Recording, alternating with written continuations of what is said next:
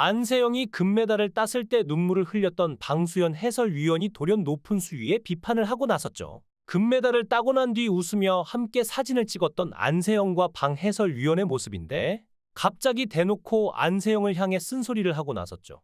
28년 만에 안세영이 금메달은 안기자 이를 실시간으로 지켜보던 방수현 해설위원은 제가 28년 만에 금메달을 여기서 보게 되네요. 제가 금메달을 땄을 때 울지 않았는데라며 눈물까지 보였는데 이후 안세영을 축하해주기 위해 만난 두 사람은 밝은 미소로 사진을 찍어 보이며 안세영은 직접 방 해설위원과 찍은 사진을 SNS에 올리며 감격했죠. 그런데 안세영의 작심 발언 이후 방 해설위원은 180도 달라진 태도를 보이고 있는데 대표팀을 누가 등 떠밀어서 들어간 게 아니라는 말을 하며 안세영만 힘든 게 아니라 대표팀 선수로 뛴다는 게 원래 어렵다. 협회가 안세영을 굉장히 특별 케어해줬는데 협회를 저격한 안세영의 발언이 안타깝다는 의견을 냈죠.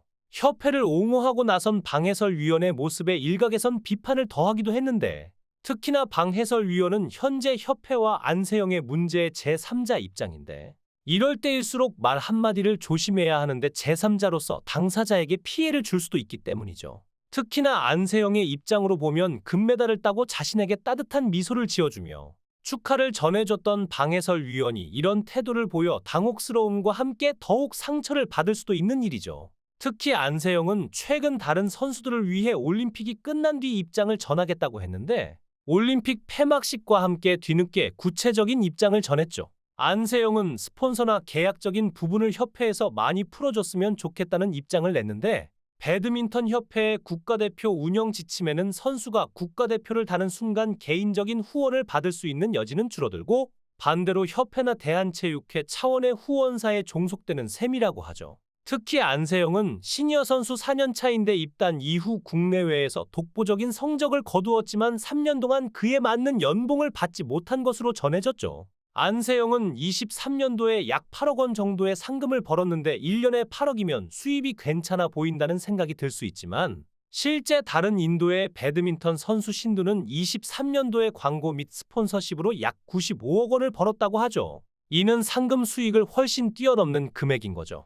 인도 선수뿐만 아니라 배드민턴 선수 중 안세영보다 훨씬 더 수입이 많은 선수들이 해외에 굉장히 많은 모습이었는데 정작 안세영은 높은 성적을 이뤄냈지만 상금 이외의 스폰서 등을 통한 수입은 없던 셈인 거죠. 협회의 규정 때문이었던 것인데 대회에서 입상하면 포상금 등은 연봉과 별개 수령이 가능하나 광고 수익은 계약금 연봉에 포함된다고 하는데 이 광고 수익은 삼성생명, 인천국제공항 등 모기업 광고 활동에서 받은 수익만 해당되며 외부 기업에서 받은 수익은 팀 내규에 따라 결정된다고 해요.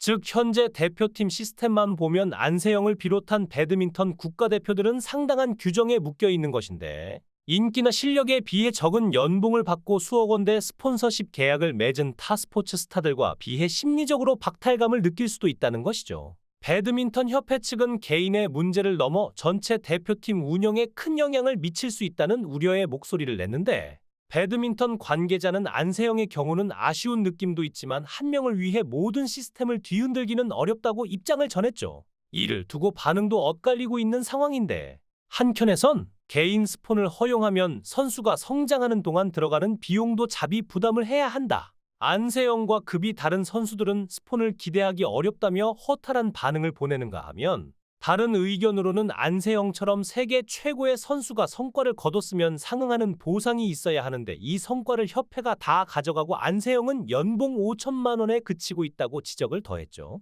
현재 문화체육관광부는 12일부터 대한배드민턴협회에 대한 조사를 착수한다고 밝혔는데 2024년 기준 문체부는 대한배드민턴협회에 보조금 71억 2천만 원을 지원하고 있다죠. 문체부는 10명 이상의 조사단을 꾸려 오늘부터 즉시 조사에 착수하는데 협회와 국가대표팀 등 관계자 의견 청취, 현장 조사와 전문가 자문회의 등 다각적인 조사를 실시하고 9월 중 결과 발표를 목표로 하고 있다고 해요. 여기에 이기흥 체육회장은 안세영과 진솔한 대화를 통해 정리할 것이라 밝혔는데 안세영의 작심 발언에 대해 대화로 해결하겠다는 입장을 재차 전한 것이죠. 이기흥 회장은 11일 프랑스 파리에서 열린 기자회견에서 들어가서 이야기를 들어볼 것이라며 제도 개선 필요시 손을 보고 오해가 있다면 진솔한 대화로 정리하겠다고 전했는데 안세영의 주장에 조목조목 반대하며 대립각을 세웠던 협회와 안세영의 주장의 근거가 모호하다며 애매한 반응을 보였던 체육회가 돌연 입장을 바꿔 안세영과 대화로 풀어나가겠다고 반응을 보인 것이죠. 현 안세영 사태로 인해 체육계 비리 국민제보센터를 개설했다고 하는데, 제보센터를 통해 들어온 제보 내용을 토대로 정책을 입안하거나 국정감사 등을 추진할 방침으로 전해졌네요. 협회 부조리와 맞서 싸우는 모습. 삼성생명 소속인 안세영의 현재 사태를 삼성 이재용 또한 현재 의식을 하고 있을 것으로 보이는데, 용기와 열정의 깊은 감명을 받았다는 후문이죠. 현재 22살 안세영과 대한배드민턴협회가 국가대표 은퇴 선수의 국제대회 출전 허용 규정을 두고 법적 분쟁을 벌일 가능성이 제기됐는데, 협회 규정에 따르면 국가대표 은퇴 선수가 국제대회에 출전하기 위해서는 여자는 만 27세, 남자는 만 28세 이상이어야 하죠. 그러나 2002년생으로 현재 22살인 안세영은 이 나이 제한이 부당하다고 주장하고 있는데, 만일 안세영은 개인적 출전을 원할 경우 28년에 열리는 로스앤젤레스 올림픽 때도 27세이기 때문에 이 규정이 올림픽 출전을 막을 수 있다고 우려하고 있는 것인데, 협회는 이러한 나이 규정이 무너지면 국가대표팀 선수들의 이탈이 우려된다고 반박하고 있는 것이죠. 과거에도 비슷한 법적 분쟁이 있었다고 하는데, 2018년 초까지만 해도 은퇴 국가대표 선수가 국제대회에 출전하려면 여자는 만 29세, 남자는 만 31세 이상이어야 했는데, 당시 고성현, 신백철 선수는 이 규정을 문제 삼아 2018년 법원은 만 31세 이상 규정에 대해 선수의 직업 수행의 자유를 인정하며 효력을 정지한 바 있죠. 이후 협회는 2019년 10월 지금까지도 적용 중인 새 규정을 마련했던 것인데, 새 규정은 남자의 경우 3년, 여자의 경우 2년 연령 기준을 낮춰 현재 규정이 마련된 것이죠. 과거 이 판결이 현재 안세영의 상황에 유리하게 작용할 수 있지만 안세영에게도 동일하게 적용될지는 불확실한 상태인데, 협회와 안세영이 대화를 통해 좋은 방향으로 갈등이 해결될 수 있을지 귀추가 주목됩니다.